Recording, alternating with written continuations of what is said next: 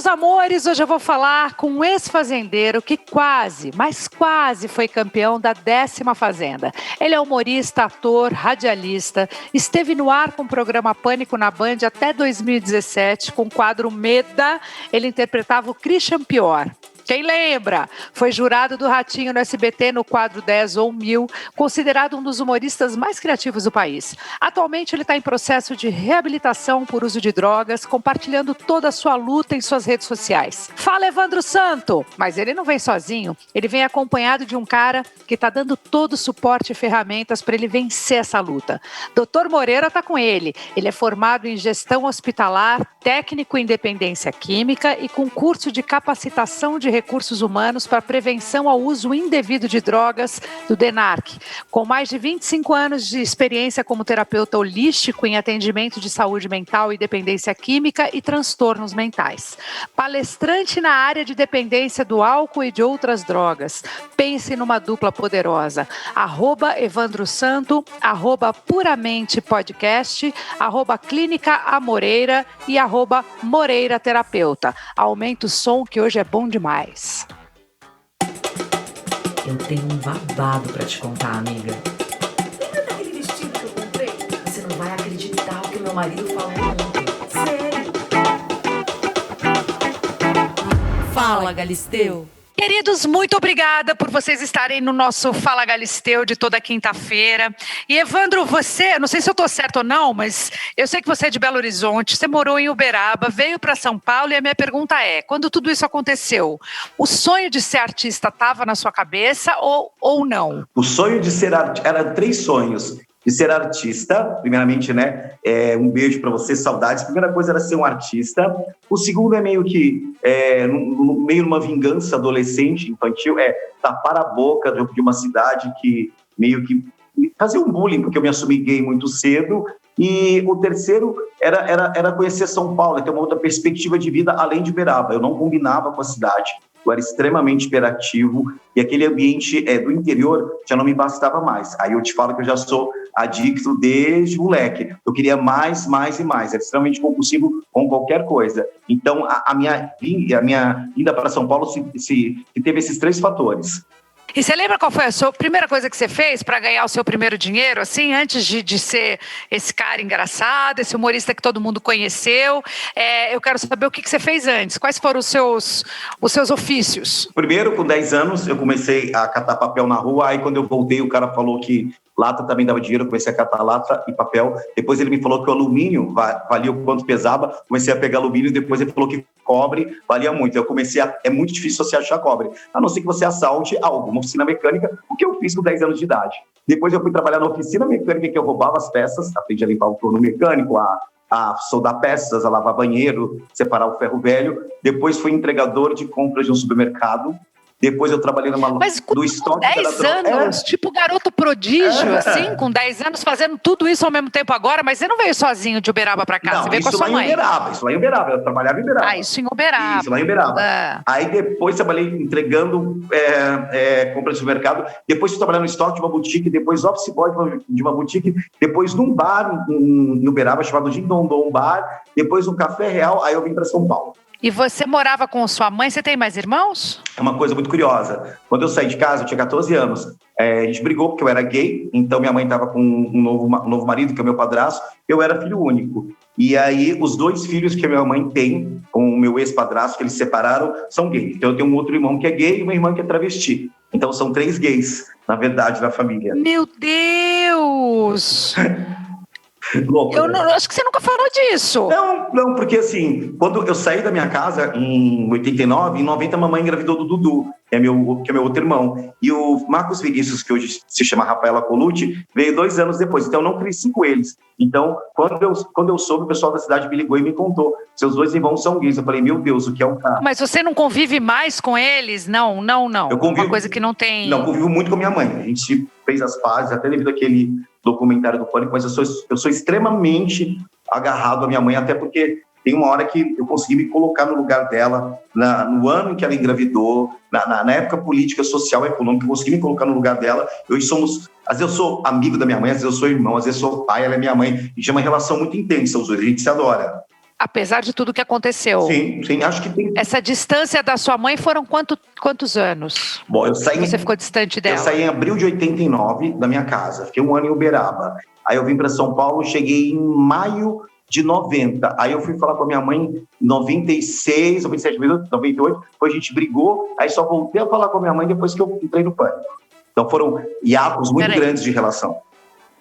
Nossa, porque a minha pergunta para o Moreira é até que ponto uma base familiar pode contribuir ou não para o sucesso de uma pessoa? Boa pergunta.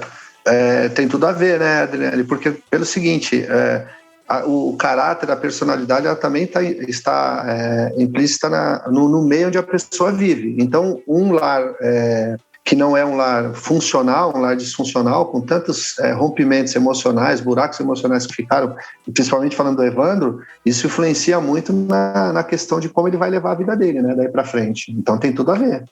Inclusive em relação à questão da hiperatividade do Evandro, que é uma coisa que ele tem falado muito, né, que ele é uma pessoa extremamente hiperativa.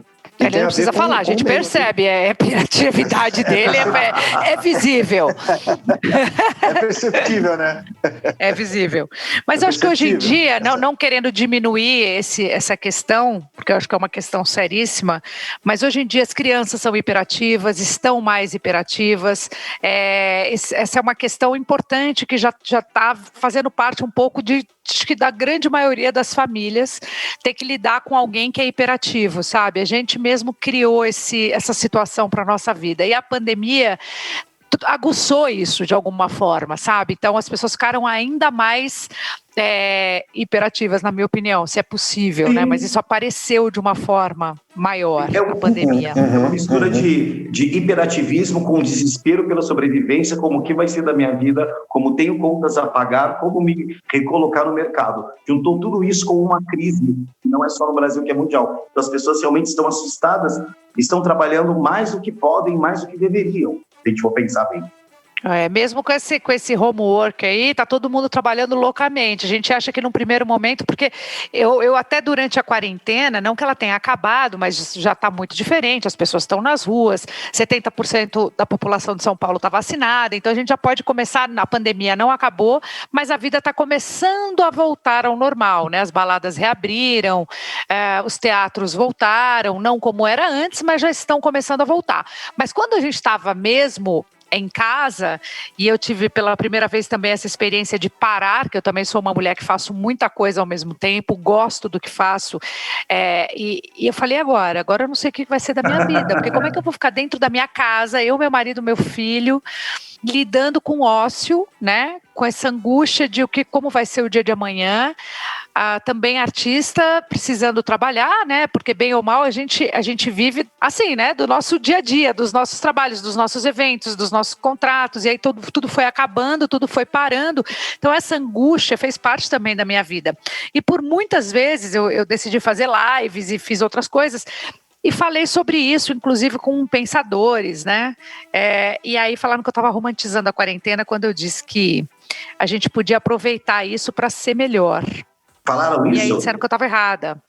Falaram porque... Pois mas desculpa, eu discordo, eu concordo contigo. Acho que quem realmente se interessou e pegou essa visão que você está falando, Adriane, realmente melhorou a performance no sentido de aproveitar o tempo. Algumas pessoas acabaram se perdendo.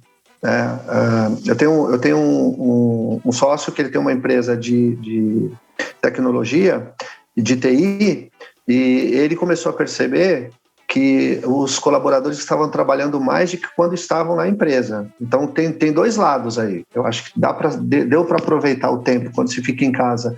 Eu acompanhei alguma coisa sua nesse sentido, quando você estava falando, eu acho que eu acompanhei essa sua live, quando você estava falando desse assunto, de que precisava aproveitar o tempo em casa e não deixar ele ocioso, mas procurar fazer coisas construtivas para que a mente pudesse permanecer ativa, né? Então, eu acho, porque nesse assim, sentido. eu acho que a gente aqui vive em São Paulo, assim, que já é uma cidade hostil, difícil. Bem hostil. Diferente de quem mora, não é? É diferente de quem mora numa praia, quem mora no interior. Então, São Paulo, eu falo, claro que eu sou privilegiada, tenho minha casa, tinha gente que nem casa tem. Aqui na porta da minha casa eu vi um monte de gente dormindo na rua durante a pandemia, isso aumentou muito.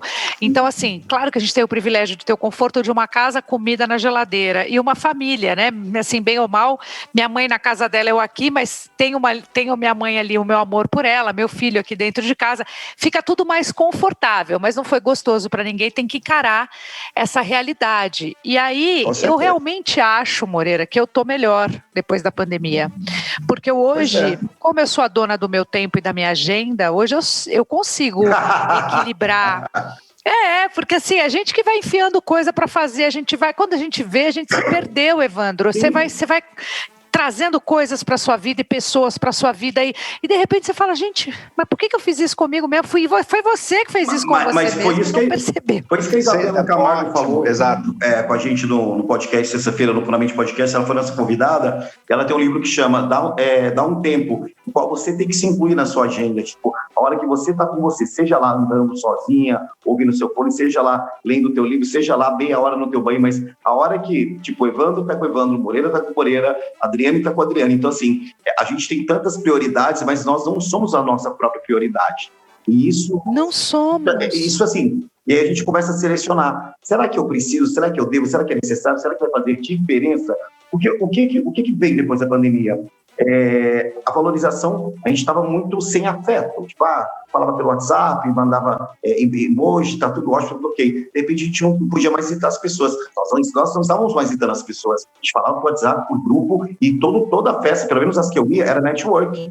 Raramente a gente ia jantar ou almoçar na casa do amigo. Então, a pandemia colocou todos esses valores, essa rapidez de comunicação em xeque, pedindo um comportamento real e afetuoso das pessoas. Tipo, que a hashtag empatia não seja só uma hashtag, seja uma atitude das pessoas em geral. Então, assim, foi um tapa na cara da nossa sociedade, muito cheia de atitudes e palavras certas em rede social, mas na vida cotidiana eu não consigo nem dar bom dia para um porteiro. Aí fica difícil. Então, eu ia falar justamente disso que você falou, Adriane, de como a pandemia trouxe a oportunidade para que eles conseguiram parar de pensar, para pensar eu tenho a minha agenda na minha mão agora, e aí eu posso me organizar de uma maneira mais... eu tenho o controle sobre isso. Muitas pessoas... Tem que ter, né? É importante. Se você parar para perceber, Moreira, todos nós temos a agenda na minha mão, a vida inteira foi assim. Claro, isso independe de você ter um padrão, de ter o seu horário comercial de trabalho. Exato. O fato é que na sua hora vaga, você faz como você quer o seu jogo, com quem você vai estar, onde você vai estar. E aí é que mora o nó, porque eu percebi que eu realmente, muitas vezes, corria atrás do rabo, sabe assim? Quando você fica... Isso. Patinando no mesmo lugar. É importante parar, perceber e falar, não, peraí, deixa eu pegar, nem que seja a minha 1 hora livre do dia e fazer aquilo que realmente eu tenho prazer de fazer, que realmente eu tô com vontade de fazer. Seja nada, seja comer uma pipoca, seja... Não importa o que seja, mas que você tá com vontade de fazer naquele momento. Se presentear uma vez por dia é o mínimo que a gente pode fazer pela gente, né? Colocar-se na agenda. Exatamente, mas é o que eu estava falando. Eu estou atendendo muitos pacientes que acabaram indo além na agenda, que foi o que tu falou, de se perder, às vezes, algumas pessoas que se perderam de ir além, exagerando na agenda e não conseguindo olhar para si. Do tipo que, eu parei, agora eu tenho a agenda na minha mão. Na verdade, como você falou, e eu concordo, a gente sempre teve a agenda nas nossas mãos, né?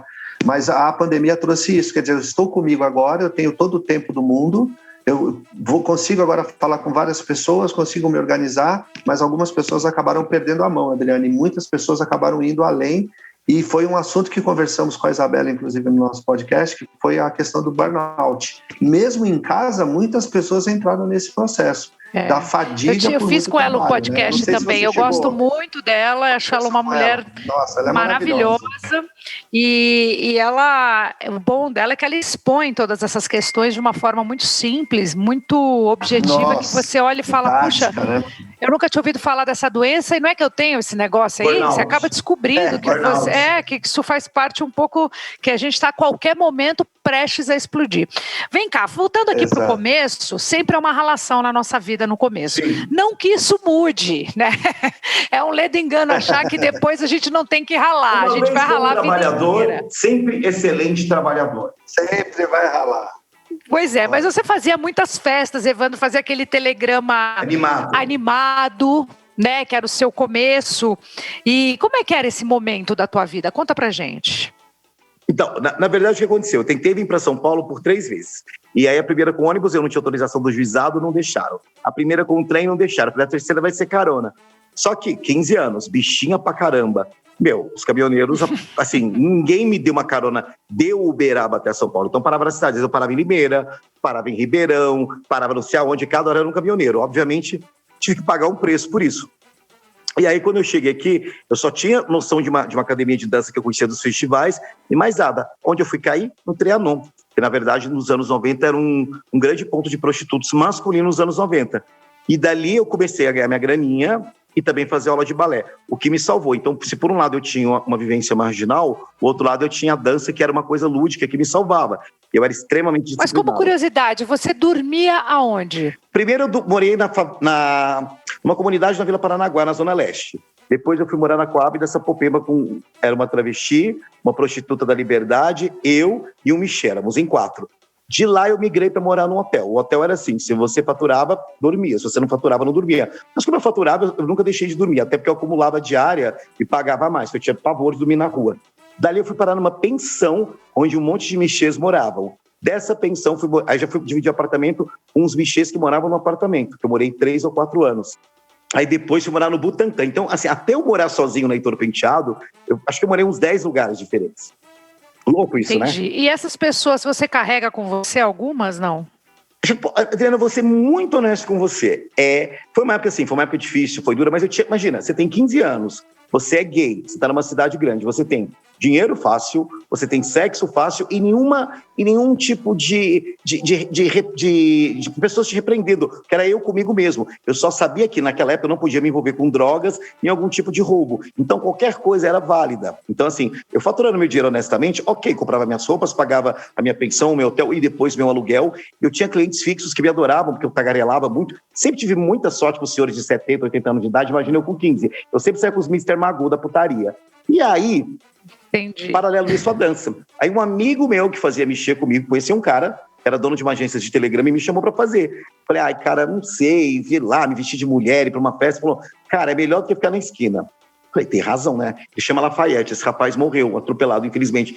Aí eu fiz o primeiro, foi numa Ford Veículos da Cantareira, era para fazer por 15 minutos, tinha um fax que eu tinha que decorar tudo sobre o aniversariante. Quando eu vi, eu perdi a noção do tempo, fiquei 40 minutos. Falei, nunca mais vou fazer, porque o povo da agência vai reclamar, era 15 minutos. Ao contrário, ligaram na agência e falaram assim, quem é esse cara que vocês chamaram? Vocês mandaram? É o Evandro. Então, vai ter um aniversário de um amigo nosso lá no Banespa, lá na Raimundo Pereira de Magalhães, em Pirituba.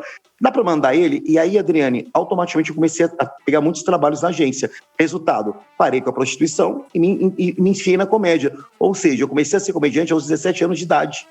Então, das ruas do Trianon, eu migrei para festas. Aí aprendi a produzir. Daí até você virar comediante, aprender a produzir e tudo... Teve convívio com a sua mãe, conversas, Não, ela sabia da sua vida?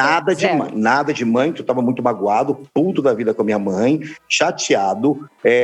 Assim, a ideia era vencer em São Paulo, esfregar na cara das pessoas o que elas tinham feito comigo. Era o meu sentimento na época, eu não tinha uma evolução. Eu era apenas uma pessoa querendo sobreviver e magoadíssimo querendo a aprovação da mãe. Hoje eu sei disso. Então, assim, mas... Assim, teve sofrimento? Teve, mas eu sempre tive uma propensão ao otimismo. Isso me ajudou muito nas horas mais difíceis, como quando, por exemplo, passava a polícia, batia na gente, jogava gás lacrimogêneo, a gente era preso na delegacia por nada, depois era solto, prendia a gente de novo. Isso, olha, eu fui preso umas 30 vezes na minha vida. Sem ter feito nada. Não, porque era vadiagem, né? Você tá lá na esquina da Alameda Jaú, com a Peixoto Gomide se prostituindo, vinha a rota, te levava, era vadiagem. Ia para 78, a delegacia dos Estados Unidos, os caras te davam um chá de cadeira e depois te soltavam. Depois que você voltasse, eu já cheguei a ser preso 2 vezes a mesma noite. Moreira, o meio que a pessoa convive, seja amigos, trabalho, influi diretamente no comportamento dela? A gente já falou da família, agora eu quero saber no comportamento. Então, com certeza, porque como eu falei até lá no início, né, que uma família disfuncional, ela acaba trazendo comportamentos para o indivíduo. Mas depois que ele vai, e as amizades, o meio onde ele vive, as pessoas com quem ele se relaciona, o que essas pessoas fazem, como elas se comportam, para onde elas vão, que tipo de comportamento elas têm, a coisa do indivíduo ele querer fazer parte daquela turma, ele querer fazer parte daquele espaço, ele acaba cedendo a comportamentos que não são comportamentos, vamos dizer assim, aceitáveis. Então tem uma influência muito grande nas decisões desse indivíduo, né, dessa pessoa, porque ele quer fazer parte de algo, principalmente quando a gente fala da história do Evandro, como ele chegou em São Paulo, né, sem conhecer ninguém. Mas você acha que a questão dele tem a ver com a idade, com o fato dele ter apenas 15 anos? Porque uma pessoa um pouco mais velha, que por algum motivo acaba convivendo de outra maneira, num outro universo, numa vida conturbada, com pessoas que não são exatamente um vínculo afetivo, a gente pode dizer que uma pessoa mais velha tem mais controle ou isso não tem absolutamente nada a ver? Eu diria para ti o seguinte, absolutamente nada a ver. Porque, assim, o que conta, né, Adriane? De como a pessoa cresceu da fase da infância, da adolescência para a fase adulta. Muitos adultos, isso Freud fala, né, quando ele fala lá do rei bebê, vai para a fase adulta com comportamentos infantilizados. Então, quando chega na fase adulta e não tem uma inteligência emocional, vamos falar assim, ele acaba indo no embalo, vamos dizer dessa maneira. Então, quer dizer, não tem nada a ver a questão da idade. No caso do Evandro, que tinha 15 anos, com certeza ele teve aí tinha muito mais energia, aquela coisa de não tenho nada a perder e tinha um sentimento de eu preciso provar para o outro, porque tinha uma raiva, tinha um ressentimento, coisas que nós trabalhamos em terapia, inclusive, mas eu diria para você o seguinte, Adriane, a questão da idade não tem nada a ver. Eu tenho pacientes, atendo pacientes de 40, 50 anos que têm dificuldades até hoje, que não se encontraram ainda, perderam a identidade porque querem fazer parte de alguma coisa e não tem uma base lá de trás. Então acabam se perdendo e cedendo a comportamentos inadequados e que levam muitas vezes a droga, que não só comportamento, né, ao uso de substâncias e tudo. Então a idade não leva em consideração, não. Evandro, a fama que você conquistou era o que você sonhava? Olha, é uma pergunta muito louca, porque se você perguntar para mim qual é a fase mais glamurosa da minha vida, não foi a fase pânico, foi a fase pré-pânico, quando a gente fazia o Debo Show lá no centro da cidade, estava surgindo o Rafinha Bastos, surgindo a Calabresa, o Marco Luque, o Oscar Filho, éramos a mesma turma. Então, assim, eu fazia parte de um movimento cultural de comédia que estava começando, trabalhava na Trash 80, que eu adorava, que eu amava, já morava sozinho, pagava meu aluguel, já namorava sério, então assim, já tinha viajado para fora para ver os shows da Madonna, que sempre foi uma loucura na minha vida. Então, para mim, o glamour, o que me lembra uma Nova York dos anos 80, que eu me inspiro muito na Madonna, que para mim era aquela parte, entendeu? A fama foi só uma confirmação de que eu podia ir mais além. Inclusive, eu lembro de você quando eu fazia a porta do Parque do Gugu, você foi na inauguração, eu lembro de você lá. Você foi super simpático comigo. Eu estava casado com o Justus na época. Você foi extremamente... A primeira pessoa famosa que eu vi na minha vida foi você. Você acredita? Olha! Eu trabalhei lá no Parque do Gugu. Eu não sabia dessa história. A Maria Eugênia lá, que era a dona, que também era amiga da Fernanda Chama. Então, assim, quando aconteceu o pânico, eu já estava desistindo de tudo. Eu falei, cara, eu vou terminar o supletivo, vou fazer um vestibular, vou prestar para história, que eu adoro história, vou dar aula de história, vou ser guia de museu, vou continuar com a comédia, mas assim, 32 anos nas costas, Adriane. Eu não saí com as pessoas certas, não puxei saco com as pessoas certas, não frequentei as festas certas, então eu falei, já deu de quase lá. Sabe muito quase lá? Agora vai, no teste, aí você pega, agora vai. Falei, cansei, vou fazer outra coisa na minha vida e a comédia fica de base.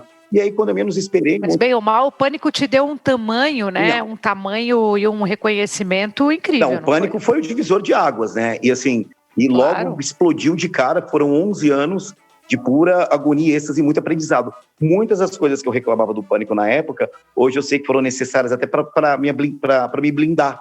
para eu não ser uma pessoa mimimi. Às vezes eu me vejo em situações que algumas pessoas acham estranho, eu falo, gente, mas é só resolver isso, o que há de mais isso, qual é o problema disso? Mas isso foi, assim, devido ao meu histórico de vida, mais ter trabalhado no Pânico, que era um lugar extremamente difícil de se trabalhar, por ter muita disciplina e muita cobrança, hoje eu agradeço, hoje eu vejo tanto que isso foi importante. Então, tanto que o Emílio nos tornou soldados de trincheira. Então, coisas que eu reclamava, hoje fazem... Eu posso falar com qualquer assunto com você sem a menor frescura e sem mentira, porque também aqui na clínica eu também trabalho honestidade. Então, o que você me pergunta, eu vou te falar na lata. Então, eu não consigo... eu vou te dar uma resposta conivente. Não, lasque-se. Uma vez que eu saí do armário da dicção, qualquer coisa é qualquer coisa. Para mim, o mais difícil era isso. Então, tudo que for perguntado à minha pessoa, não tem o menor problema em responder. Moreira, lidar com altos e baixos da fama, por exemplo, pode ser perturbador? Com certeza perturbador. Nós falávamos sobre isso, inclusive. E essa pergunta sua é ótima, porque quando o Evandro me procurou, agora dessa vez para poder se internar lá na minha clínica, eu falei para ele o seguinte, esquece o Evandro famoso, o Evandro da fama, né? Eu preciso do Evandro ser humano, homem, o Evandro Márcio dos Santos. Essa pessoa que eu preciso aqui, que você precisa trazer para dentro do tratamento, porque a fama realmente perturba, a fama realmente tira a pessoa do mundo real. Nós até falávamos na sexta-feira com o Carlinhos sobre isso, né, lá no podcast, falando sobre essa questão da fama, o quanto a pessoa se deslumbra. E tem uma frase do Cortella, Adriane, que diz o seguinte, melhor eu ser importante do que famoso, porque fama passa, né? Então, eu tenho atendido, algumas pessoas têm me procurado, algumas pessoas do meio, né, famosas, me procurado e falado justamente sobre isso na terapia. O quanto elas estão percebendo que a fama, é claro que não dá para generalizar, né, Adriane? Nem todos se deslumbram. Tem que ter uma boa inteligência emocional, tem que ter um bom controle emocional para poder lidar com isso. Mas se não souber lidar, vai entrar num furacão e vai ser muito difícil sair. E o Evandro passou por isso no momento, né? Porque quando eu conheci o Evandro de 2013 para 2014, na primeira internação, ele ficou 4 meses internado e ele só queria dar um tempo, como ele mesmo falou, para poder voltar a trabalhar, continuar ganhando o dinheiro dele e voltar a usar droga, que foi o que aconteceu, né? Tanto que nós fomos nos ver depois de 7 anos. Então, eu vejo que a fama, essa coisa de estar em destaque, deslumbra e pode levar, sim, a ter prejuízos emocionais muito grandes. Evandro, você esteve na Fazenda, ficou entre os finalistas, pena que não é na minha Fazenda, eu estou lá na Fazendona 13. Como foi essa experiência na sua vida? Eu coloco nas experiências top 5 da minha vida, assim, porque fazendo um reality é muito louco. Primeiro que, assim, eu cheguei muito com vergonha, muito tímido, depois eu me soltei. Depois da primeira briga, eu me encontrei, então eu entendi que eu não poderia ser uma pessoa entediante, então eu não poderia ser só engraçado ou só duro na queda, eu teria que me mostrar todos os meus lados, frágil, com medo, com vergonha, corajoso, fofoqueiro, amigo, estratégico. Então, assim, eu via como se eu estivesse tendo que fazer uma novela todos os dias, e meu personagem ali, eu, no caso, o produto era a minha pessoa, deveria ser interessante. Então, eu me permiti a descobrir um monte de coisas que eu nem sabia ao meu respeito, então eu tive várias personas lá. E eu acho do caramba, porque o lugar é lindo e tem animal que eu gosto. Não tem frescura para acordar cedo e para trabalhar. Então, o que muita gente reclamava, eu achava graça. Uma abundância de comida, sabe? Comida boa, conforto. Tinha aquelas provas malucas, gente para lidar. Então, assim, para mim foi uma experiência incrível, incrível, incrível. Eu achei que eu só ia até metade do jogo. Quando eu vi, falava, eu queria ficar entre os 5 finalistas. Consegui. Mas eu sei por que a minha votação encerrou no sábado e não na segunda-feira, mas eu poderia ter pego um 3º ou 2º lugar muito facilmente ali. Mas eu me sinto bem... Por que você acha que encerrou? Você falou que sabe por quê? Por quê? Segundo Bocas de Matilde, é porque eu estava cantando... Então você não sabe. Se é Bocas de Matilde, a gente não sabe. Não, segundo Bocas de Matilde, é porque eu estava cantando ponto de macumba lá, e os bispos achavam muita graça, mas não podia, né, numa emissora evangélica, ficar cantando ponto para Xangô, e para Oxóssi, essa coisa toda. E aí ficou o apelido Bicha Macumbeira na internet, porque eu estava rezando para Gabi Prado, um sarado do torcicolo dela, que fosse feita a justiça, que ela era um saco. Ela não melhorou do tal do torcicolo. Aí ficou Bicha Macumbeira, obviamente, a Record é uma emissora evangélica. Então, assim, aí o que eu entendi, era engraçado me ter no jogo, eu era um participante fazer diferença, mas ia ser complicado dar o primeiro lugar para um ex-drogado e para uma bicha macumbeira. Então, comercialmente e de maneira estratégica, eu entendo esse quarto lugar, mas para mim é terceiro, porque o Kaique foi para o terceiro sem precisar da roça, tendo que ele estava com rejeição gigantesca. Então, assim, tecnicamente eu sou um terceiro lugar e está ótimo. Fiquei feliz. Tecnicamente, eu vou te dizer uma coisa, eu estou lá sentindo na pele como é que é essa sensação e quem vota realmente é o público. É o público. E o público que vota não é o público que está na internet, sabe? Não, uma coisa não tem a ver com a outra. Você vê pessoas com 30 milhões de seguidores indo embora. Sim. E ganha uma pessoa, de repente, com 200 mil seguidores, com 1 milhão de seguidores. Fala, ué, como é que é isso? Cadê os 30 milhões de seguidores daquela pessoa? Não votou? Não votou. Porque vai lá, fala nas redes sociais, faz campanha e tudo, mas na hora de pegar e votar, não vota. Fica para outras pessoas. Então, assim, sempre que eu falo de voto, eu lembro essas pessoas, eu falo, gente, não adianta depois chorar no Twitter, tem que votar. Né? Textão não adianta nada na eliminação. Twitter é ótimo.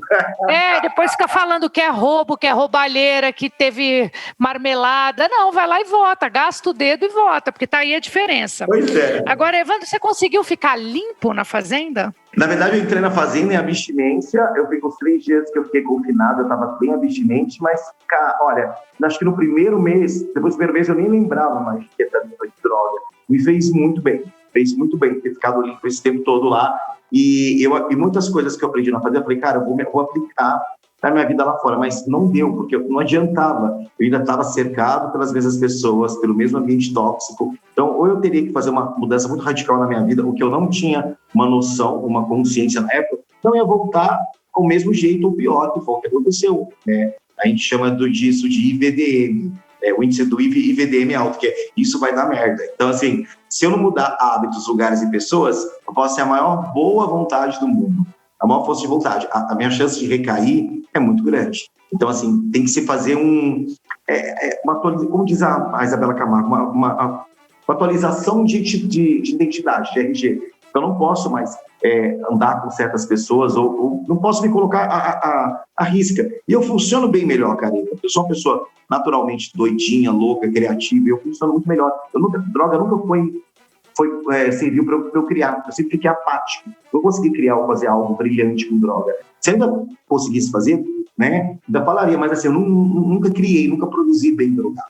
Moreira, um adicto consegue se livrar definitivamente do vício? Então, o adicto, ele entra em recuperação. A doença, ela é incurável. O que o adicto faz, né? Quando ele para de usar droga, ele estanca a doença como o diabético. Então, ele vai ter que evitar algumas pessoas, como o Evandro falou, lugares, hábitos, e ele vai ser um adicto em recuperação. Então, uma vez adicto, sempre adicto.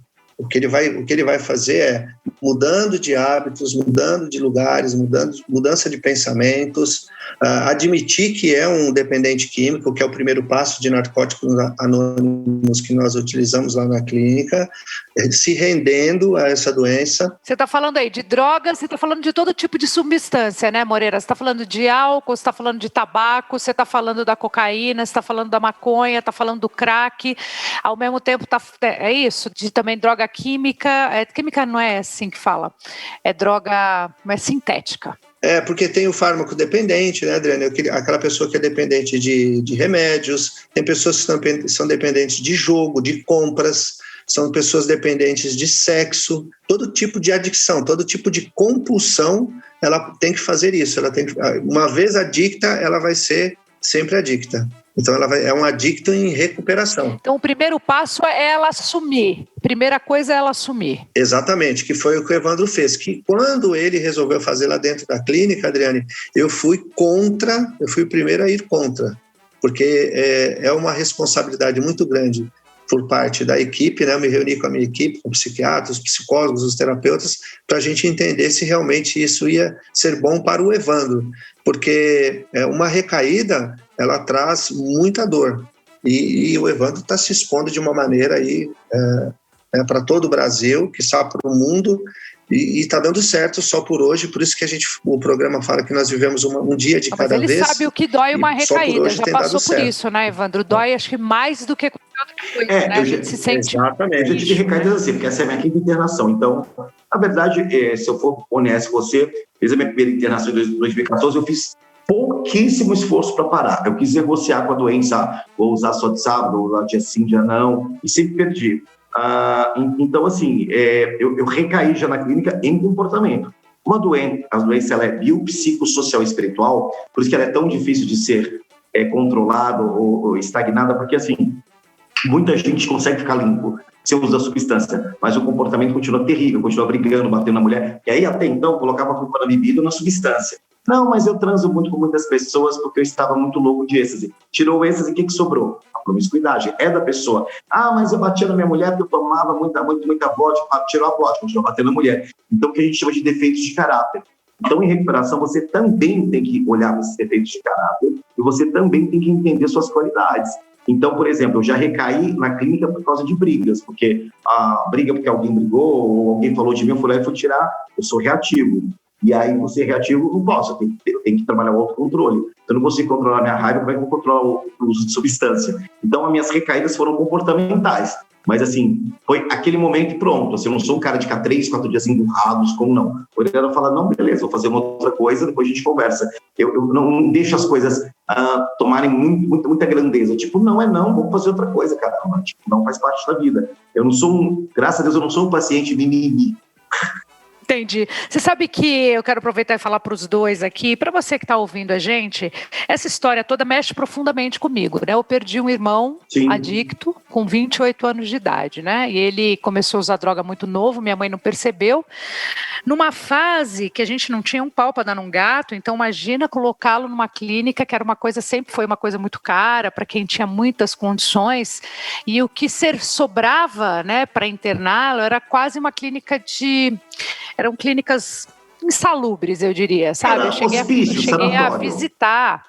Eu cheguei a visitar e falei, eu não tenho nem coragem. Eu era adolescente, tá? Mas fui com a minha mãe e a gente não teve nem coragem de cogitar essa possibilidade de deixar o meu irmão lá.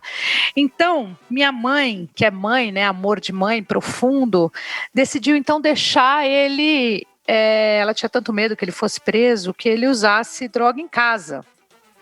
Ele, os amigos dele, e assim foi a vida dele, né? Então, foi uma vida para mim, muito dura, porque eu vi tudo de perto, eu vi a destruição toda de perto, e vou te dizer que eu agradeço a ele o fato de eu tomar distância a vida toda e horror de qualquer tipo de droga. Eu tive um pai alcoólatra que morreu com 54 anos e um irmão que usou drogas e morreu aos 28. Então eu tenho exemplos na minha casa para dar para vender e para emprestar. E a dor da minha mãe, que é profunda até hoje, é uma mulher de 80 anos que desde a morte do meu irmão não é a mesma pessoa. Ela realmente, é difícil, eu falo para ela, eu sei que eu só tenho meia mãe, a outra mãe foi embora. E todo o amor que eu tenho é essa metade dessa mãe que fez das tripas coração para tentar salvar o meu irmão. Ô, Adriane. Enfim, eu estou falando isso. Oi. Só para ressaltar para quem está ouvindo até o que você está falando. Gente, um adicto, né, uma pessoa adicta que está na ativa, que está no uso, ela adoece no mínimo 12 pessoas ao redor dela. Que vai pai, mãe, amigo, chefe, trabalho, para mais. Então, assim, quando resolvemos usar uma substância, você não está fazendo sozinho, você vai contaminar um monte de gente ao seu redor a longo ou curto ou médio prazo. Então, você vai adoecer as famílias, você vai deixar uma mãe doente, você vai deixar o irmão traumatizado, você vai deixar um chefe decepcionado. É só isso que eu queria falar, assim, tenha consciência que não se faz sozinho. Você vai estar sempre carregando pessoas com você inconscientemente. É uma loucura. Falar, e a gente pode falar, claro, Moreira, claro. Claro que eu sabia, né, dessa história, né, do teu irmão, do teu pai, de verdade eu não sabia. Do teu irmão, claro, a gente já tinha conhecimento. Só quem passa por esse processo horrível acaba olhando para esse problema, né? Então, até agradecer esse espaço que você está dando para a gente poder falar sobre isso, porque esse nosso propósito de levar essa mensagem para as pessoas de que sim, dependência química mata, sim, dependência química precisa ser olhada pelos nossos governantes, enfim. Aí é um outro assunto, eu não quero nem entrar nesse assunto, mas eu senti no coração de te dizer uma coisa. Eu sou um dependente químico em recuperação, Adriane. Eu usei cocaína e álcool durante 13 anos.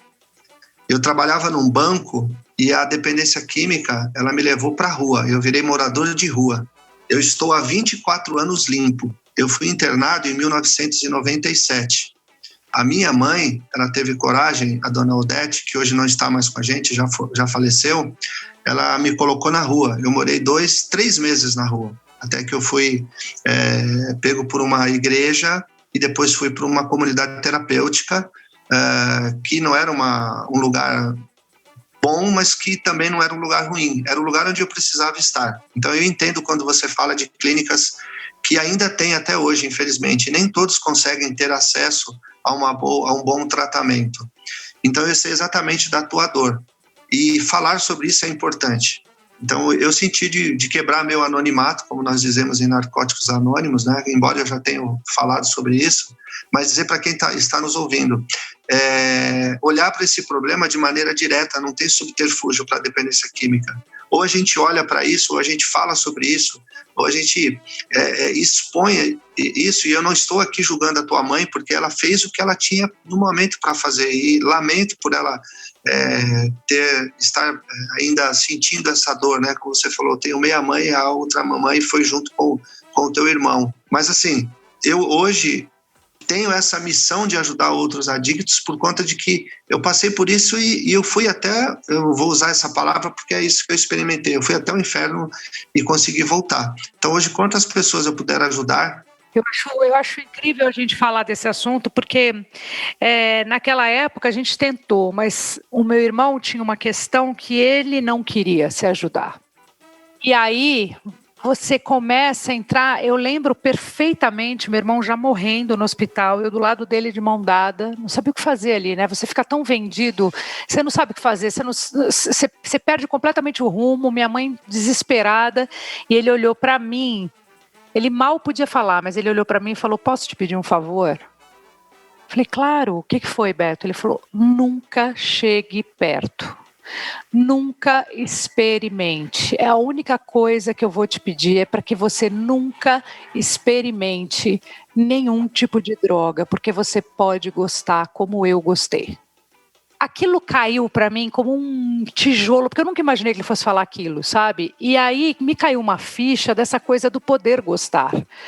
Então, o experimentar é diferente. Eu posso provar a mesma coisa que o Evandro e eu posso odiar e ele pode amar. Então, não dá para a gente colocar toda a farinha no mesmo saco, porque não faz parte, não é assim que funciona. Eu te apresento pessoas que fumam maconha há 20 anos, 25 anos e nunca saíram da maconha e fumam a maconha dela de vez em quando e está tudo certo e conseguem trabalhar e conseguem tocar família e está tudo bem.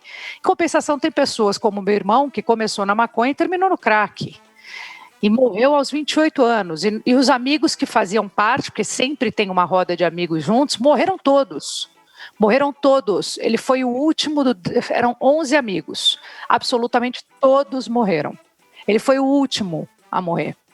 Então, a gente que acompanhou um por um indo embora, porque ele acabou se contaminando, né? Ele morreu, na verdade, ele tinha o vírus da AIDS, numa época também que não se podia falar desse assunto.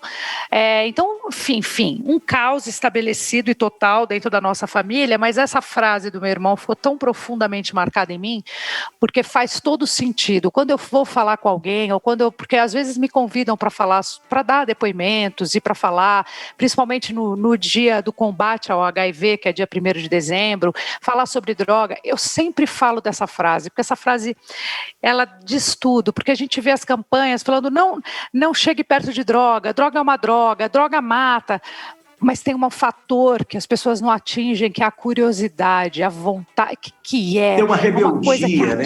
A vontade de ser diferente. Eu fui usar com 29, embora foi engraçado, né? Eu fui de rua, fiz prostituição, mas eu não fumei maconha na adolescência, não cheirei loló, nem bebi. A primeira vez que eu bebi, eu tinha 25 anos, já morava sozinho. Fui tomar o primeiro êxtase com 29. Então, você imagina que cocaína, eu nem sabia o que era isso. Então, assim, eu comecei tarde, porque eu era o louco da turma, que era o louco natural. Então, pela lógica, você era um cara que jamais deveria se viciar. Pela lógica, você era um cara que experimentou e deveria sair fora daquilo. Por que vocês me falaram isso em 2001, hein, caramba? Né, pela lógica, pela sua idade, pelo seu histórico, seria improvável que isso acontecesse. Por isso que eu estou falando que não tem lógica. É de cada um, certo, Moreira? Não tem lógica. É melhor não chegar perto desse trem. Porque você não sabe de que lado da corda você está. Se você está do lado da corda do que vai amar ou vai estar do lado da corda que vai conseguir administrar. Eu já tenho no meu histórico dois momentos traumáticos que tem a ver com essa coisa adicta, com a adição e tudo que é meu pai e meu irmão. Eu não posso chegar perto, tá claro que eu não posso chegar perto. E isso que você falou sobre não experimentar, esse é o grande recado, sabe, Adriane? Não experimentem.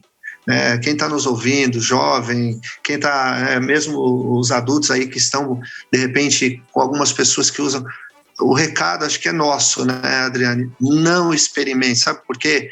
Porque nós temos uma coisa que chama predisposição orgânica.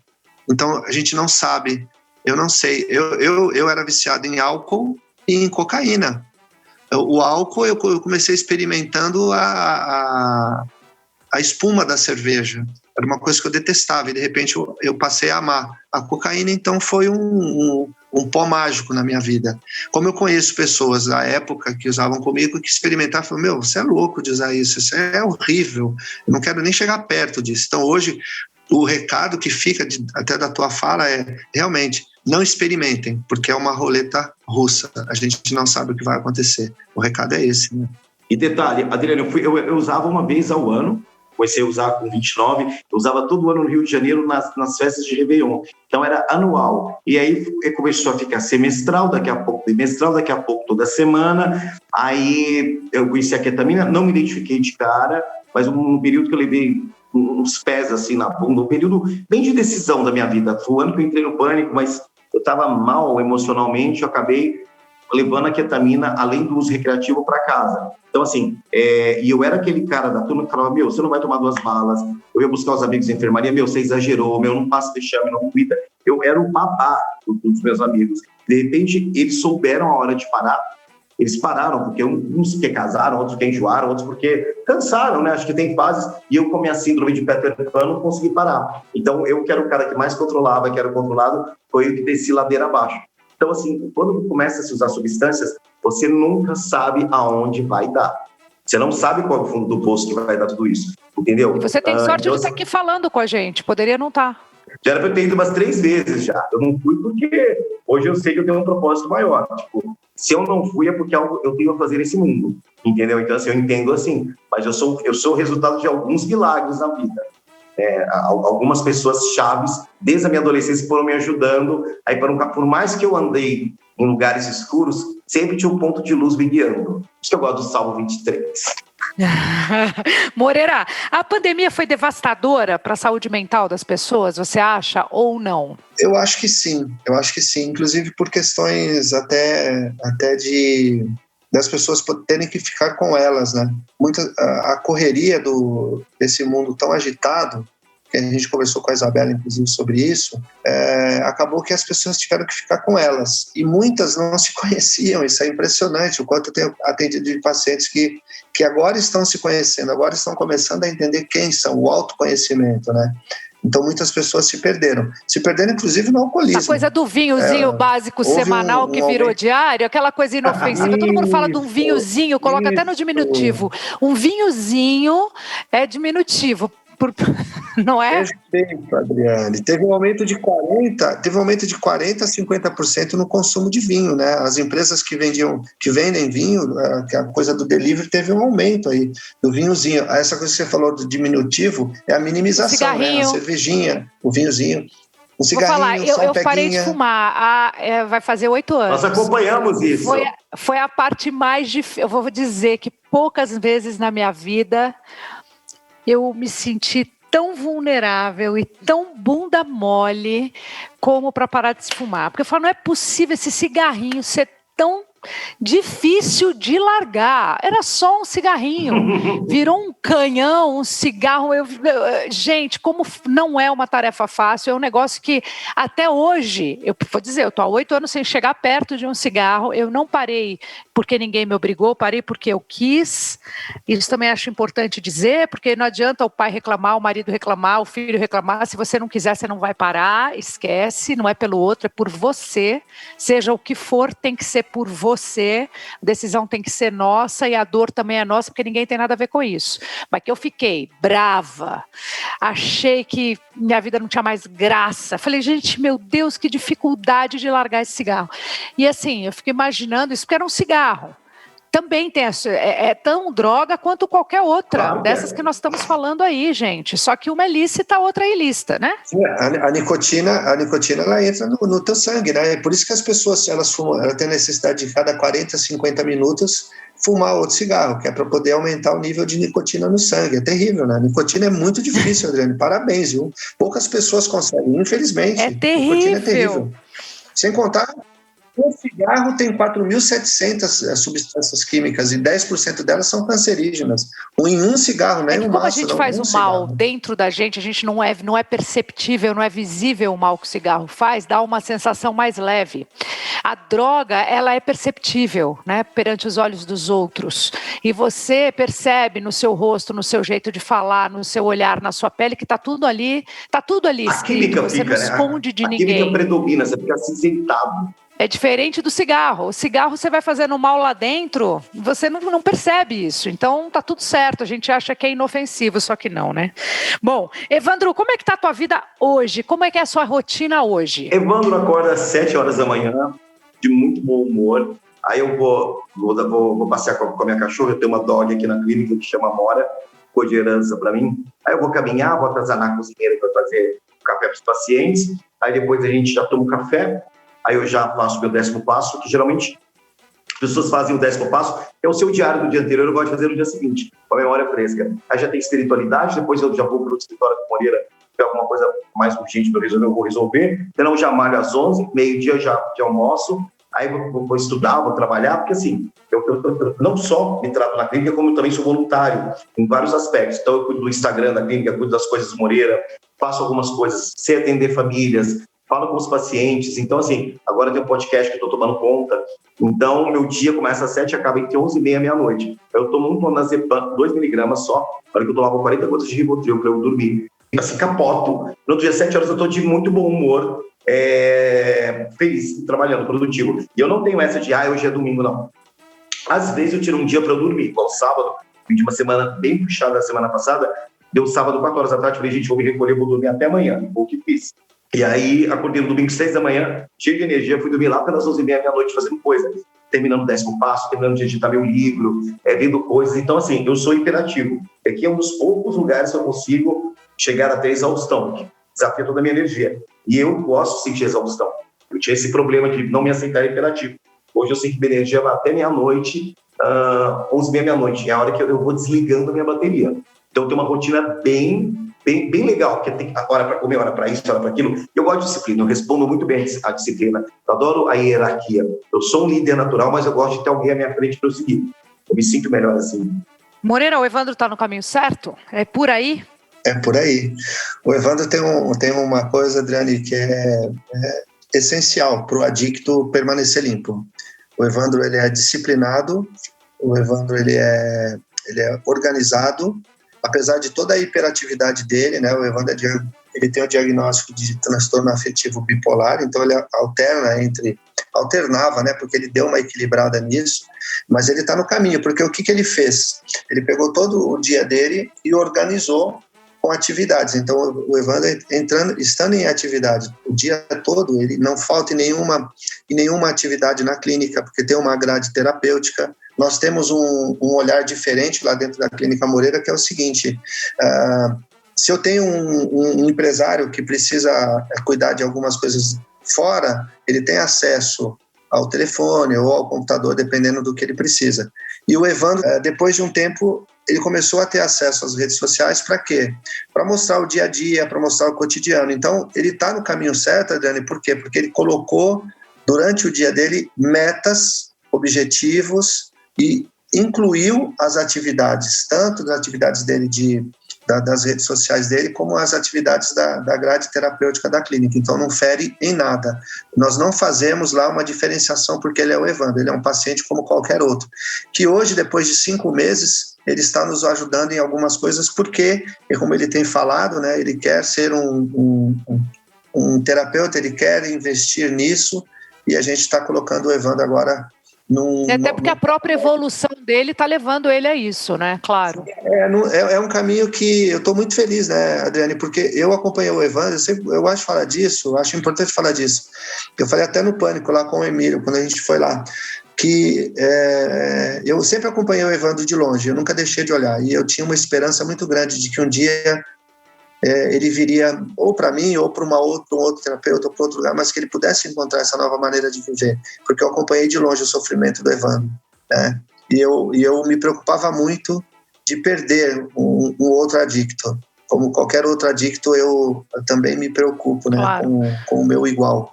E graças a Deus ele encontrou esse caminho e tem sido um grande exemplo, extremamente disciplinado. Eu tenho muito orgulho do Evandro, é um filho para mim, né? Eu amo esse cara. Você sabe que você que está ouvindo aí o nosso Fala Galisteu, eles falaram de 2 coisas que eu também fiz para parar com o cigarro, quer dizer, de um jeito muito mais aqui próximo, né, de todo mundo, diferente da droga, da bebida, mas assim, ocupar o seu tempo é uma coisa importante. Então eu, por exemplo, fui lá e coloquei mais esporte na minha vida, porque os contratos e o meu trabalho não depende só de mim, depende também de fora para dentro, na verdade. Mas o que é de dentro para fora é pegar o meu tempo e administrar ele melhor para administrar minha cabeça. Então, eu coloquei mais esporte, eu malhei o dobro, eu administrei melhor a minha bebida, a minha comida e a minha bebida, administrei a minha alimentação melhor, dediquei mais tempo para o meu corpo, para as coisas que eu gostava, para ficar com mais tempo ocupada no sentido de fazendo bem para mim. E o Márcio Luiz te ajudando, né? E o Márcio Luiz firme e forte, me ajudando, segurando minha barra. Ele e a Sabrina. Evandro, ele adora vocês. Ele é demais, mas ele trampa, viu? Esse menino é um que... Eu acordava às 7h30 achando que eu estava bombando, ele já tinha feito 2 aulas. Eu falei, gente, mas que horas começa esse povo a malhar? A Sabrina ia treinar meia-noite com ele, e aí meia-noite ele estava dando aula com a Sabrina, eu lembro disso. Impressionante. Ô Evandro, qual foi o momento mais difícil da sua vida? Qual o momento mais difícil da minha vida? Pode ser 3.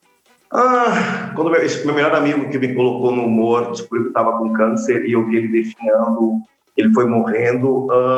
Tem que entrar na sala do Tutinha, que você conhece, trabalhou com ele, completamente drogado, pedindo demissão. Ele falou que não, que eu teria que me internar e me tratar. Eu fiquei com muita vergonha.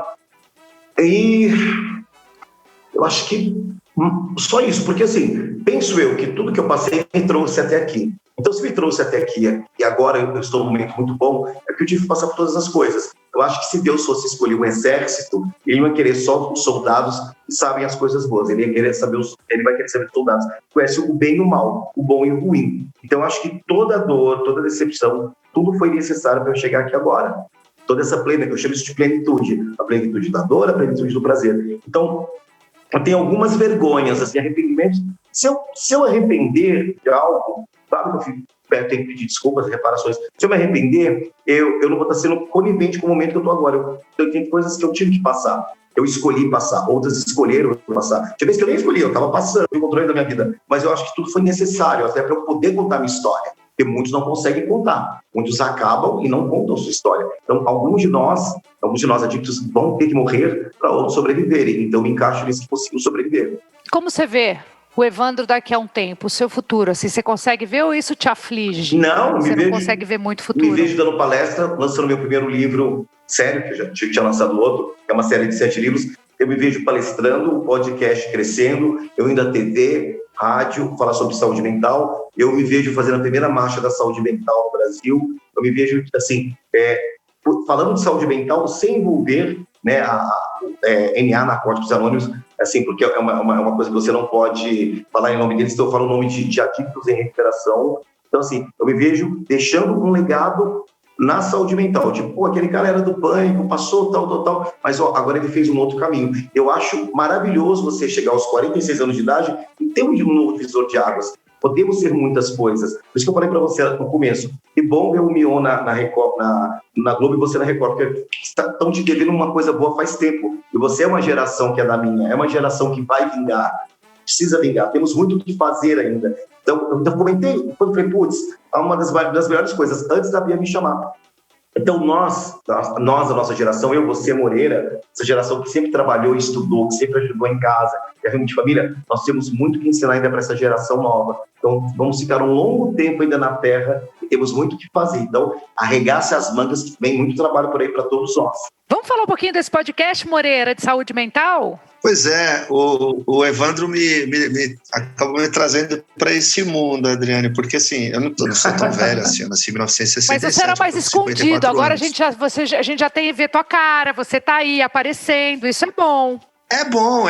Eu estou muito feliz, eu estou muito grato a Deus, né? Como cristão, eu estou muito grato a Deus pela vida do Evandro na minha vida. Esse convite, estar conversando com você, participando desse papo, tudo isso eu vejo como bênção de Deus na minha vida para poder ajudar outras pessoas. E o Puramente Podcast foi nós estávamos conversando, né? Eu e o Evandro, e ele falou do canal no YouTube que ele tem, né? Que inclusive tem uma história aí bem interessante. E aí nós estávamos conversando, poxa, a gente pode usar um outro canal para a gente poder levar a mensagem para as pessoas. E como o Evandro é uma pessoa muito conhecida, ele falou, a gente pode começar a contatar algumas pessoas e levar e a gente poder falar e trazer pessoas que passaram por esse problema e fazermos um bate-papo e usarmos essa plataforma para a gente levar a mensagem. Eu adorei essa ideia de vocês. Quando vocês quiserem, estou disponível para falar, tá bom? Eu quero. Eu ia falar daqui a pouco sobre isso, eu usar e falar com você, que eu faço questão, né, de receber você lá. Vai ser uma honra ter você para a gente falar sobre isso, porque você tem uma história fantástica de independência, de tudo que você enfrentou. Espero que a gente possa, você ter um horário na tua agenda, eu já falando aqui, Evandro. Foi uma ideia que acabou surgindo entre eu e o Evandro, e a gente está muito feliz porque a gente está conseguindo atingir as pessoas. Por conta disso, muitas pessoas têm nos procurado, tanto a mim quanto ao Evandro. E eu quero deixar claro que aproveitar esse espaço, essa conversa contigo, para dizer que algumas pessoas, até falando do que você disse, né, algumas pessoas elas não têm condições de pagar. E eu, junto com os meus sócios, eu tenho 3 sócios lá na clínica, algumas pessoas a gente tem pego e colocado em outras clínicas e bancado o tratamento. Temos pessoas que estão lá na clínica que não têm condições de pagar, a gente colocou para poder ajudar. Não, vem cá, você quer? Vem que a gente vai te ajudar, a gente faz uma análise, né, para não perder a oportunidade de dar uma vaga para uma pessoa. Então a gente tem esse olhar e o podcast tem nos ajudado nisso. As pessoas têm nos procurado, têm tomado coragem de falar que tem problema, que precisam de ajuda. Então a gente tem trabalhado bastante. Eu com 54 anos, agora estou tendo que correr mais, fazer exercício, cuidar mais da minha alimentação e estou me sentindo muito mais jovem, muito feliz por poder levar a mensagem. É o meu 12º passo de Narcóticos Anônimos. É isso, é sempre uma responsabilidade, né? Quando a gente conta a nossa história. Sim. E quando você abre de verdade o seu coração, como diz o Evandro, abre o armário das drogas ou o armário de um vício qualquer, você carrega essa responsabilidade com você de ajudar as pessoas, de não sucumbir, né? De ter os olhares dos outros também. Ai, olha ele que fez isso. O Rafael Ilha, por exemplo, é um menino que sofreu muito com isso. É um menino que... Meu amigo, ele veio aqui me visitar direto. A gente acompanhou todo o processo dele. E ele virou motivo de chacota há muitos anos, até ele provar para todo mundo que ele era capaz e que ele podia. E acho que a Fazenda, por exemplo, foi um ganho na vida dele, porque a gente pôde acompanhar o dia a dia dele ali. Não é só porque ele venceu a Fazenda, é porque ele pôde se mostrar na Fazenda diferente. Então, é sempre uma luta contra o preconceito, contra os olhares, contra o pré-julgamento das pessoas. Então, parabéns a vocês dois, porque vocês fizeram uma dupla poderosa. Eu acompanho os dois no Instagram. Obrigado. Tem um trio, antes de tudo só, eu não podia deixar de falar isso. Tem um trio, Adriana é Áries, o Moreira é Leão, eu sou Sagitário. Aqui tem um triângulo do fogo, pegando fogo aqui os 3. Ainda fiz um filho leonino também. Deus do céu! Olha, eu meu quero Deus, agradecer Jorge. muito vocês terem topado. Muito obrigada pelas histórias, pelos ensinamentos, Moreira. Parabéns por você ser assim, do jeito que você é. Parabéns por ter deixado Obrigado. o Evandro entrar na sua que vida agradeço. também e transformar também a sua vida. Não foi só você que transformou a vida dele, né? Acho que é muito legal que isso fica claro, porque ele trouxe você para o nosso mundinho Com aqui, certeza. né, Evandro? Trouxe ele para a turma. E ele para o mundo dele. Olha, parabéns, foi um prazer É verdade. enorme falar com vocês. Evandro, quando quiser, pode me chamar que eu participo do podcast. Como é o nome do podcast de vocês? Puramente podcast, puramente. Beleza. Então, você que está ouvindo a gente, confere já o podcast Puramente com essa dupla bem maravilhosa, Zona. Um beijo para vocês, obrigada, valeu muito. Adriane, obrigado sempre, obrigado a todo mundo, um beijo. Tchau, gente, obrigado, boa noite, tchau, tchau. Tchau, tchau. Fala, Galisteu.